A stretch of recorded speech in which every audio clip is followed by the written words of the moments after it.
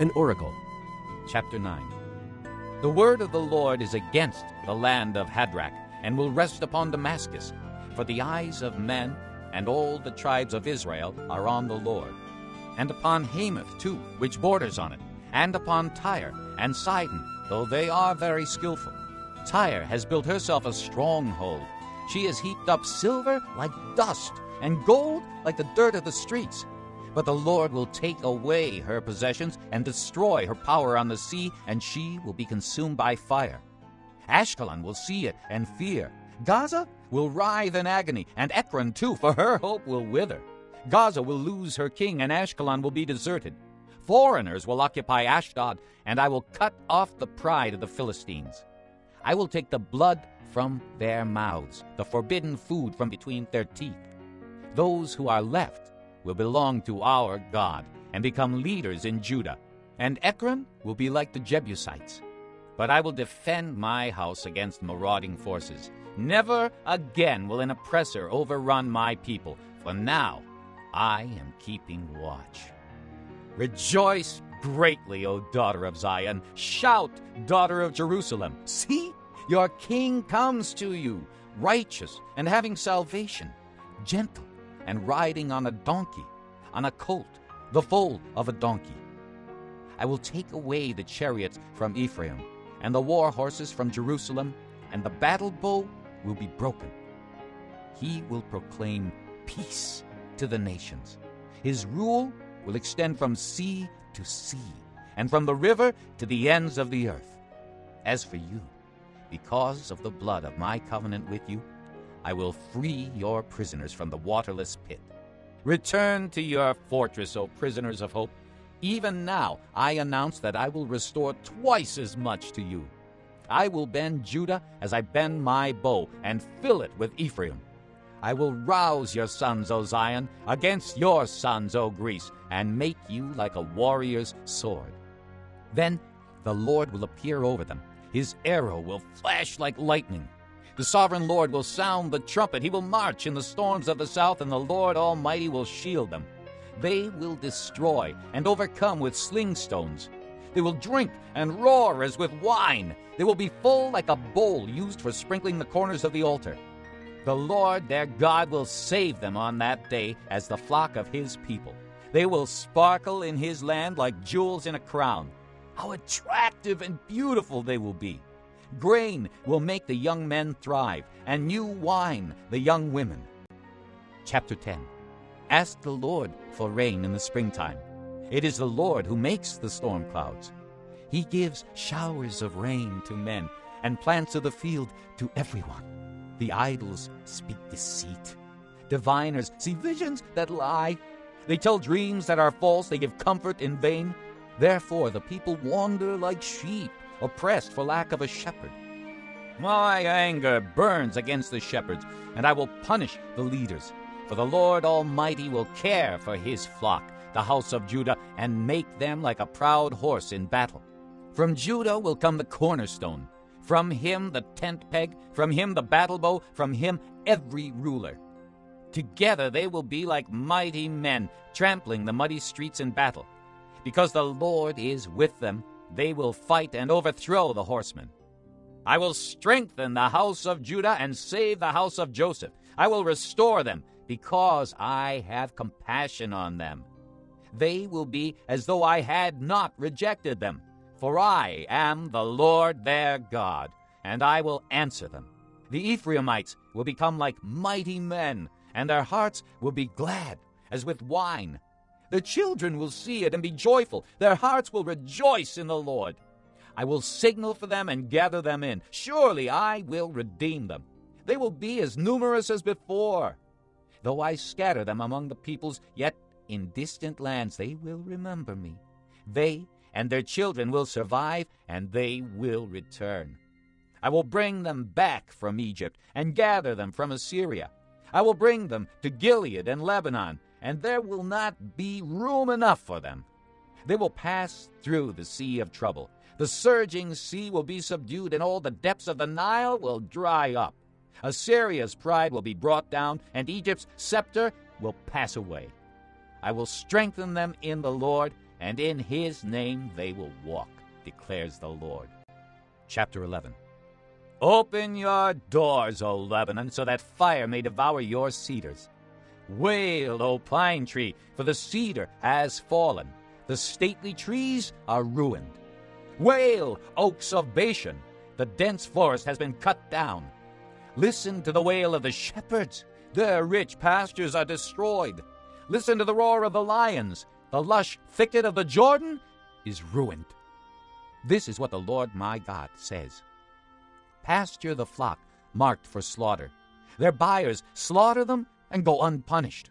Those who sell them say, "Praise the Lord, I am rich." Their own shepherds do not spare them. For I will no longer have pity on the people of the land, declares the Lord. I will hand everyone over to his neighbor and his king. They will oppress the land, and I will not rescue them from their hands. So I pastured the flock marked for slaughter, particularly the oppressed of the flock. Then I took 2 staffs and called one Favor and the other Union, and I pastured the flock. In 1 month I got rid of the 3 shepherds. The flock detested me, and I grew weary of them and said, I will not be your shepherd. Let the dying die, and the perishing perish. Let those who are left eat one another's flesh. Then I took my staff called Favor and broke it, revoking the covenant I had made with all the nations. It was revoked on that day, and so the afflicted of the flock who were watching me knew it was the word of the Lord. I told them, if you think it best, give me my pay, but if not, keep it. So they paid me 30 pieces of silver.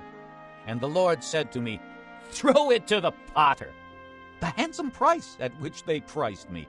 So I took the 30 pieces of silver and threw them into the house of the Lord to the potter. Then I broke my second staff, called Union, breaking the brotherhood between Judah and Israel. Then the Lord said to me, take again the equipment of a foolish shepherd, for I am going to raise up a shepherd over the land who will not care for the lost, or seek the young, or heal the injured, or feed the healthy, but will eat the meat of the choice sheep, tearing off their hoofs. Woe to the worthless shepherd who deserts the flock. May the sword strike his arm and his right eye. May his arm be completely withered, his right eye totally blinded. An oracle. Chapter 12. This is the word of the Lord concerning Israel. The Lord, who stretches out the heavens, who lays the foundation of the earth, and who forms the spirit of man within him, declares, I am going to make Jerusalem a cup that sends all the surrounding peoples reeling. Judah will be besieged as well as Jerusalem. On that day, when all the nations of the earth are gathered against her, I will make Jerusalem an immovable rock for all the nations. All who try to move it will injure themselves. On that day I will strike every horse with panic and its rider with madness, declares the Lord. I will keep a watchful eye over the house of Judah, but I will blind all the horses of the nations. Then the leaders of Judah will say in their hearts, the people of Jerusalem are strong, because the Lord Almighty is their God. On that day I will make the leaders of Judah like a fire pot in a woodpile, like a flaming torch among sheaves. They will consume right and left all the surrounding peoples, but Jerusalem will remain intact in her place. The Lord will save the dwellings of Judah first, so that the honor of the house of David and of Jerusalem's inhabitants may not be greater than that of Judah. On that day the Lord will shield those who live in Jerusalem, so that the feeblest among them will be like David, and the house of David will be like God, like the angel of the Lord going before them. On that day I will set out to destroy all the nations that attack Jerusalem. And I will pour out on the house of David and the inhabitants of Jerusalem a spirit of grace and supplication. They will look on me, the one they have pierced, and they will mourn for him as one mourns for an only child, and grieve bitterly for him, as one grieves for a firstborn son. On that day the weeping in Jerusalem will be great, like the weeping of Hadad-rimmon in the plain of Megiddo. The land will mourn, each clan by itself, with their wives by themselves. The clan of the house of David and their wives, the clan of the house of Nathan and their wives, the clan of the house of Levi and their wives, the clan of Shimei and their wives, and all the rest of the clans and their wives. Chapter 13. On that day, a fountain will be opened to the house of David and the inhabitants of Jerusalem to cleanse them from sin and impurity. On that day I will banish the names of the idols from the land, and they will be remembered no more, declares the Lord Almighty. I will remove both the prophets and the spirit of impurity from the land. And if anyone still prophesies, his father and mother to whom he was born will say to him, "You must die, because you have told lies in the Lord's name." When he prophesies, his own parents will stab him. On that day, every prophet will be ashamed of his prophetic vision. He will not put on a prophet's garment of hair in order to deceive. He will say, "I am not a prophet. I am a farmer. The land has been my livelihood since my youth." If someone asks him, "What are these wounds on your body?" he will answer, "The wounds I was given at the house of my friends." Awake, O sword, against my shepherd, against the man who is close to me, declares the Lord Almighty.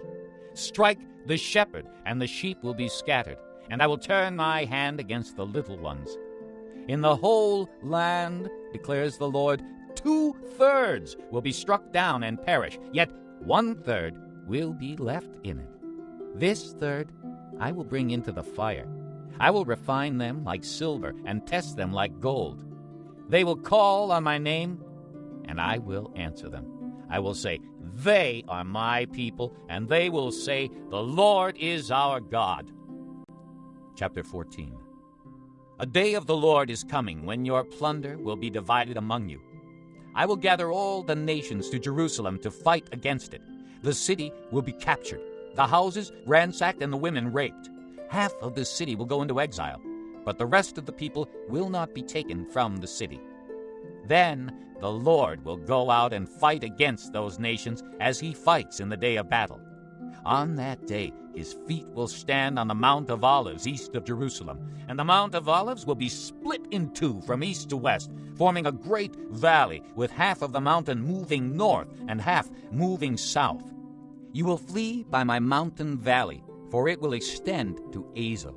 You will flee as you fled from the earthquake in the days of Uzziah, king of Judah.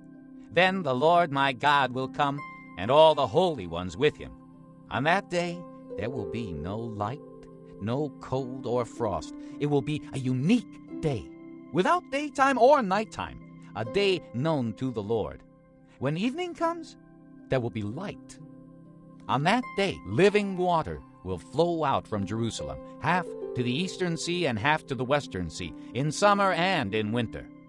The Lord will be king over the whole earth. On that day there will be one Lord, and his name the only name. The whole land, from Geba to Rimmon, south of Jerusalem, will become like the Arabah. But Jerusalem will be raised up and remain in its place, from the Benjamin gate to the site of the first gate to the corner gate, and from the tower of Hananel to the royal wine presses. It will be inhabited. Never again will it be destroyed. Jerusalem will be secure. This is the plague with which the Lord will strike all the nations that fought against Jerusalem. Their flesh will rot while they are still standing on their feet. Their eyes will rot in their sockets, and their tongues will rot in their mouths. On that day, men will be stricken by the Lord with great panic. Each man will seize the hand of another, and they will attack each other. Judah, too, will fight at Jerusalem. The wealth of all the surrounding nations will be collected, great quantities of gold and silver and clothing. A similar plague will strike the horses and mules, the camels and donkeys, and all the animals in those camps. Then the survivors from all the nations that have attacked Jerusalem will go up year after year to worship the King, the Lord Almighty, and to celebrate the Feast of Tabernacles. If any of the peoples of the earth do not go up to Jerusalem to worship the King, the Lord Almighty, they will have no rain. If the Egyptian people do not go up and take part, they will have no rain. The Lord will bring on them the plague he inflicts on the nations that do not go up to celebrate the Feast of Tabernacles. This will be the punishment of Egypt, and the punishment of all the nations that do not go up to celebrate the Feast of Tabernacles.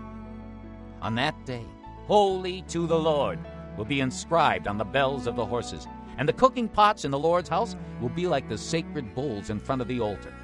Every pot in Jerusalem and Judah will be holy to the Lord Almighty, and all who come to sacrifice will take some of the pots and cook in them. And on that day, there will no longer be a Canaanite in the house of the Lord Almighty.